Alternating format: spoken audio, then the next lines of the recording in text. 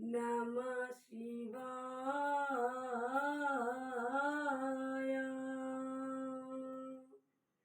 ఓం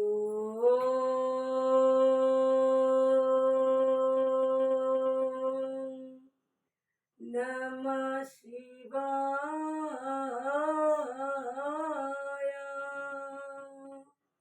ఓం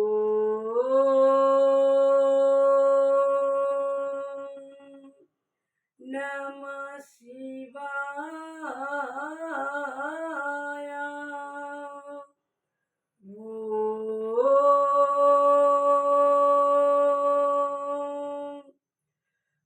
నమః శివాయ.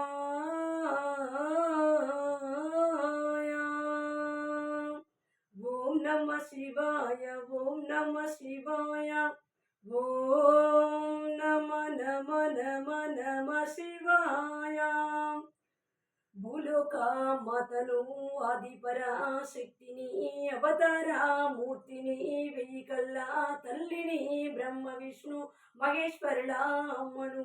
భూమి అనేది ఏర్పడినప్పుడే పువ్వునది జన్మించిన పువ్వుల నుండి ఆదిశక్తి రూపమెత్తిన ఆదిశక్తి రూపంలా నేను ఉన్నప్పుడే ముగ్గురి కొడుకులకు జన్మనిచ్చిన వాళ్ళే బ్రహ్మ విష్ణు మహేశ్వరులు. తర్వాత భూమాత రూపమెత్తిన కన్న కొడుకులను చిన్ననాటి నుండి పెంచి పెద్దలు చేసి విద్య బుద్ధులు నేర్పించి కళ్యాణము చేయించి గుడి గోపురాలు కట్టించి భూలోకాన్ని సృష్టించి ఈ లోకాన్ని పాలన చెయ్యమని ముగ్గురి కొడుకులకు సమాన భాగాలుగా రాజ్యపాలన చేసిన తల్లిని భూమాతను.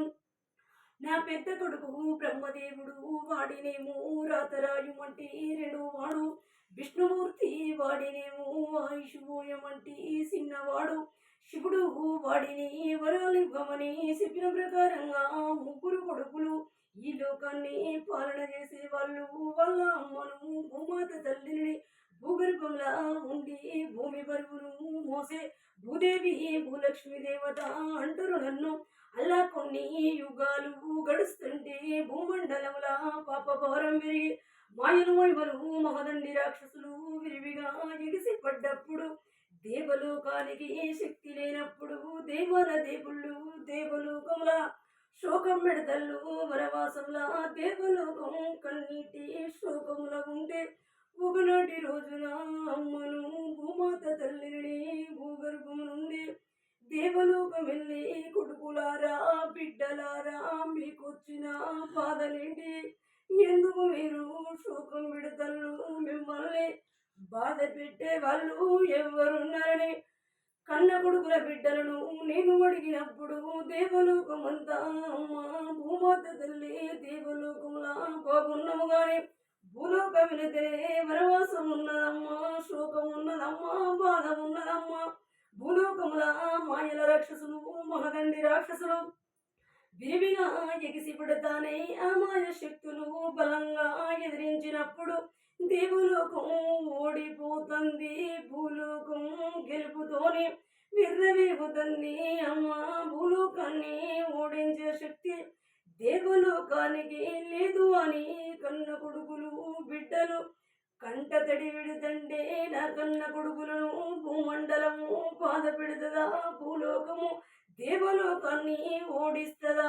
భూలోకం అనంగా గడ్డి పోసతోనే సమానము, నాకు భూమండలాన్ని బూడిదేస్తానని ఆదిశక్తి రూపమెత్తిన భూమండలాన్ని ఉయ్యాలలాగా ఊగించిన భూగోళాన్ని బూడిదేస్తా భూమండలాన్ని భస్మం చేస్తానని కన్నెర్ర చేసిన వెయ్యి కళ్ళ తల్లిని ఆ రోజుండే ఈ లోకం అనేది అంతమయ్యేదుండే. కానీ ఆ రోజున లోకాల ఈశ్వరునికి ఏమని పెంచిందో కానీ బిడ్డలారా అమ్మ భూమాత తల్లి భూమండలాన్ని బూడిద చెయ్యొద్దు, భూలోకాన్ని కాపాడు తల్లి, భూలోకాన్ని బూడిద చెయ్యకు, ఆదిశక్తి రూపాన్ని మార్చుకొని శాంతించాలని లోకాల ఈశ్వరుడు దేవలోకముల హోమాలు చేసిండు, యాగాలు చేసిండు, పవిత్రమైన పూజలు చేసిండు. కన్న పొడుగు చేసిన పూజల భక్తిని మెచ్చిన ఆదిశక్తిని శాంతించి భూమాత తల్లిగా మారి భూలోకాన్ని భస్మం చెయ్యను, భూలోకాన్ని కాపాడుతాను. దేవన దేవుళ్ళకు మాట ఇచ్చిన అలాంటి మాట నేను ఎప్పుడైతే ఇవ్వడం జరిగిందో దేవులోకం నవ్వులతోనే మురిసిపోతుంది. కానీ లోకాల ఈశ్వరుడు బాధపడుతాడు, శోకం పెడతాడు, వనవాసంలో ఉన్నాడు. శివయ్య నీకున్న బాధ ఏంటిదిరా, ఎందుకు నువ్వు శోకంలో ఉన్నవురా సిన్ని ముద్దులా బోలా శంకరుడా అని శివయ్యను నేను అడిగినప్పుడు శివయ్య నన్ను ఏమన్నాడంటే, అమ్మా నేను ఒక వరం అడుగుతానా, వరము నాకు ఇస్తావా అమ్మా, ఇచ్చిన తరువాత మళ్ళీ లేదు అని అనద్దు తల్లి అని శివయ్య నా దగ్గర ఆ హోమాల సాక్షిగా ఆ వరాన్ని అడిగినప్పుడు మరి శివుడు ధనం అడుగుతాడో, ధాన్యం అడుగుతాడో, వేల కోట్ల ఆదాయాలు అడిగితే ఏదైనా లేదనకుండా ఇచ్చే తల్లినే అమ్మను కదా భూమాతనని లోకాల ఈశ్వరుడికి రోజున హోమాల సాక్షిగా వరం ఇచ్చిన వరమే ఏంటిదంటే, బిడ్డలారా లోకాల ఈశ్వరుడు నా దగ్గర తీసుకున్న వరము పేరు వాళ్ళ అమ్మనే భూమాత తల్లిని మారాలే, భూలోకము వెళ్ళాలే, నరలోకుల మధ్యలో మనిషి అవతారములా జన్మించాలని లోకాల ఈశ్వరుడు నన్ను అడుగుడు జరిగింది.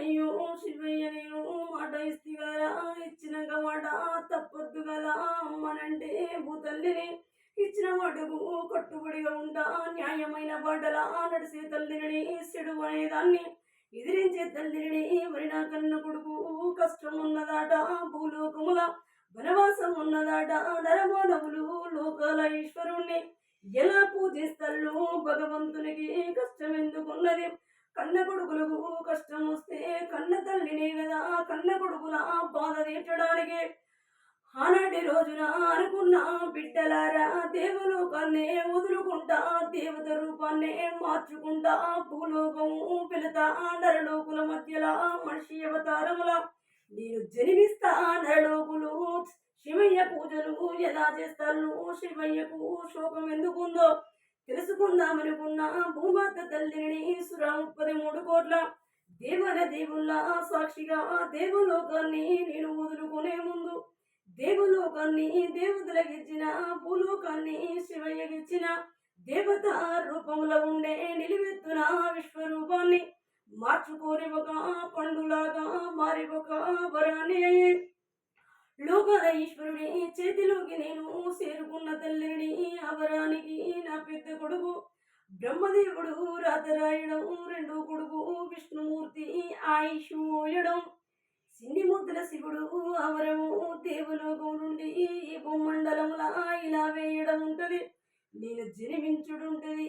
బిడ్డలారా ఇప్పటి వరకు నేను తెలియజేసుకున్నది మొత్తము గత జన్మ చరిత్ర. అలాంటి వరాన్ని శివయ్య ఈ భూమండలములా వేసిన రోజు నుండి మళ్ళీ నాది ఈ జన్మ చరిత్ర. ఈ జన్మల లోకాల ఈశ్వరుడు అవరము ఏ ఇంటిలో వేస్తాడో ఎక్కడ వేస్తాడో నాకు తెలియదు. కానీ సత్యమైన భూమాత వరము ఈ ఇంటిలోకి చేరుకున్నది. సత్యమైన నీల తల్లిని వారి మనిషి అవతారముల భూమండలముల నేను జన్మించినప్పుడు భూలోకము పూయిని చెట్లు పూసినాయి, కాయని చెట్లు కాసినాయి, దేవాలయాలల్లా వెలిగని దీపాలు వెలిగినాయి, ఊగని గంటలు మూవల మోతల ధ్వనులతోనే ఊగుడు జరిగింది. నరలోకుల మధ్య నరమనసిలాగా పుట్టి పెరిగి లోక జ్ఞానం నాకు పెరిగే వరకు గత జన్మల నేను ఎవరినో నాకు తెలియదు. అలాంటి గతము గుర్తు రావాలంటే నా పెద్ద కొడుకు బ్రహ్మదేవుడు రాసి పెట్టిన రాతలను లోకాల ఈశ్వరుడు బయటికి రాబట్టిన రోజునే భూమాత తల్లిగా నేను మారుడుంటది. నేను కోరుకున్నది కాదు, భూమాత తల్లిగా భూలోకముల ఈ స్థానముల నేను కొలువు తీరిందంటే బిడ్డలారా ఇది దేవతల ఆజ్ఞ. మరి గత జన్మ నాకు ఎప్పుడు గుర్తొచ్చింది, దేవులోకుల అమ్మగా నా స్థానముల ఎప్పుడు నేను కొలువు తీరిందంటే నాకు తెలియకుండానే నా వయసు కరెక్ట్గా 28 సంవత్సరాలు పూర్తి అయ్యింది. 29వ సంవత్సరం పడిన రోజు భూమాత తల్లిగా నేను మారుడుంటది. అప్పటి వరకు నాకు లోక జ్ఞానం పెరిగేది ఉన్నది. బ్రహ్మదేవుడు రాసి పెట్టిన రాతలను లోకాల ఈశ్వరుడు బయటికి రాబట్టి 29వ సంవత్సరం దసరా దీపావళి పండగ రోజులల్లా పౌడు జరిగింది. గారోజున్నే సత్యమైన అమ్మలాగా దేవులోకుల కన్న తల్లిగా నేను కొలువు తీరినప్పుడు బిడ్డలారా దేవులోకం నుండి మొట్టమొదటిసారిగా దర్శనమైన భగవంతుడు లోకాల ఈశ్వరుడు సురా 33 కోట్ల దేవాన దేవుళ్ళల్లా నా సిన్ని ముద్దుల కన్న కొడుకు అమ్మవమ్మ భూమాతవమ్మ జగన్మాతవమ్మ ఆదిశక్తివమ్మ మా కోసమే మానవ జన్మ ఎత్తి ఉన్నవమ్మ దేవలోకుల కండ తల్లివని బ్రహ్మ విష్ణు మహేశ్వరుడు తల వంచి నా పాద పూజలు గడతంటే కొడుకులు బిడ్డలందరూ సల్లగుండాలే కొడుకుల కోసమే అవతారాన్ని మార్చుకొని భూలోకం వచ్చి ధరలోకుల మధ్యలో మనిషి అవతారముల జన్మించి ఉన్నానే నిజం నాకు తెలిసినప్పుడు సంతోషపడ్డా భూమాత తల్లిని ఆనందపడ్డా నేల తల్లిని లక్ష్మీదేవి సరస్వతిదేవి పార్వతీదేవి గంగదేవతలు కూడలైదరు అల్లంటి బిడ్డలు కూడా తల వంచి మా అమ్మమ్మ జగన్మాతవు గత జన్మల ఆదిశక్తివి దేవలోకానికి కష్టకాలం వస్తేనే మనిషి అవతారములను జన్మించుడు జరిగిందని కన్న కొడుకులు బిడ్డలు తెలియజేసినప్పుడు మరి గత జన్మ సంగతి ఏమో నాకు గుర్తుకొచ్చింది. నిజమే, దేవలోకం కొడుకులు బిడ్డలనేది నిజమే, కానీ భూమాత అనే పేరే భూలోకంలా కొత్తగా ఉన్నది. మరి భూలోక నరుడు నన్ను నమ్మాలే కదా, భూలోక నరుడు నన్ను నమ్మాలనంటే నేను భూమాతనని నా నోటి నుండి గిట్ల వాకులు రాగానే నేను భ్రమపడిన తల్లిని కాదు, మురిసిపోలే, ఆనందపడలే. అసలు దేవలోకము ఎక్కడున్నది, దేవాన దేవుళ్ళు ఎవరు, మీరు అమ్మను నేను ఎలా అయితా, కొడుకులు బిడ్డలు మీరెట్లయితారు? నోటి నుండి వాకులు వస్తేనే సరిపోదు బిడ్డలారా, కండకు కూడా నిజాలు కనబడితేనే దేవలోకం అంతా కొడుకులు బిడ్డలని నేను ఒప్పుకుంటా. గాని ఏదో భ్రమలల్ల దేవలోకం అమ్మ అని అనుడేంది, గత జన్మ సంగతి నాకు జ్ఞాపకం వచ్చుడేంది, నా తల పాదాలకు వంచి దేవాన దేవుళ్ళు మ్రొక్కుడేంది. దేవాన దేవుళ్ళు దీవెనత్తి పెట్టమని నన్ను ఎందుకు అడుగుదల్లని దేవలోకాన్ని నిలదీసిన భూమాత తల్లిని మీరందరూ సత్యమైనోళ్ళైతే వేములవాడల కొలువు తీరిన రాజన్న దేవుడి దర్శనానికి నేనొస్తా. నీ గుడి లోపల నేను అడుగు పెట్టినప్పుడు సత్యాలు నిజాలు చూపించాలి. నిజమైన ఆనవాళ్ళు చూపిస్తే గనక లోకాల ఈశ్వరునికి కన్న తల్లినని ఒప్పుకుంటగని, సత్యాలు లేకపోతే కళ్ళకు కనబడే నిజాలు కనబడకపోతే అమ్మనెట్లయితరా శివయ్యను కొడుకు ఎట్లయితవని లోకాల ఈశ్వరుని పైన కన్నెర్ర చేసిన ఆనాటి రోజున బిడ్డలారా, శివయ్య గుడికి శాపనార్థం పెట్టిన శివుని గుడి లోపల సత్యాలు లేకపోతే గొడ్లను కోసి గొడ్ల రక్తి శివలింగానికి అభిషేకం చేసి గొడ్లు దొబ్బలే తోరణాలు కట్టి రాజన్న ఊరిని వలస పంపిస్తా. శివయ్య లింగ కారణాల పైన అడుగు పెట్టి తొక్కే శక్తి ఉన్న జగన్మాతనే గాని శివయ్య లింగాలకు తలవంచే తల్లిని కాదు. బిడ్డలారా, శివయ్య మీద సిరదు కట్టి రాజన్న గుళ్ళల్లా అడుగు పెట్టిన నాడు బిడ్డలారా, ముందు నేను గంగ దగ్గరికి వెళ్ళిన గంగ స్నానానికి, గంగదేవత స్నానానికి నాకు అనుమతిస్తలేదు. నువ్వెవరివి, ఎందుకు వచ్చినవు ఇక్కడ, ఏమి పని ఉన్నది, గుడిలో ఉన్నోళ్ళు నీకు ఏమైతారని ప్రశ్నల మీద ప్రశ్నలేస్తుంది. ఆ గంగా అడిగే ప్రశ్నలను గమనించిన నీల తల్లిని గంగామని నేను శివుడి వల్ల అమ్మను, శివుడికి కన్న తల్లిని వేములవాడ రాజన్న గుళ్ళల్లా కొలువు తీరిన శంకరుడు మరిన కన్న కొడుకు పేగు బంధువుతోని జన్మించిన కొడుకు కొలువు తీరిండు ఇక్కడ. గంగ నాకు స్నానానికి అనుమతించాలని గంగ పైన కన్నెర్ర చేస్తే గంగ దేవత కూడా శాంతించి అమ్మమ్మ భూమాతవాని ఆ తల్లి చేతులెత్తి మొక్కినట్టుగా ఆ తల్లిని దీవించినట్టుగా కళ్ళల్ల నాకు కనబడబట్టిరి.